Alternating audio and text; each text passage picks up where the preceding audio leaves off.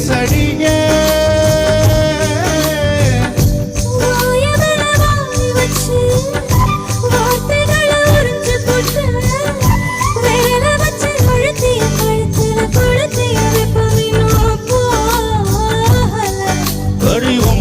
சப்பு இல்ல கணக்கா கூட கருப்பு இல்ல நீ தீண்டும் இடம் தித்திக்குமே இனி பாக்கி ஒழுங்கும் செய்ய வேண்டும் பாகிய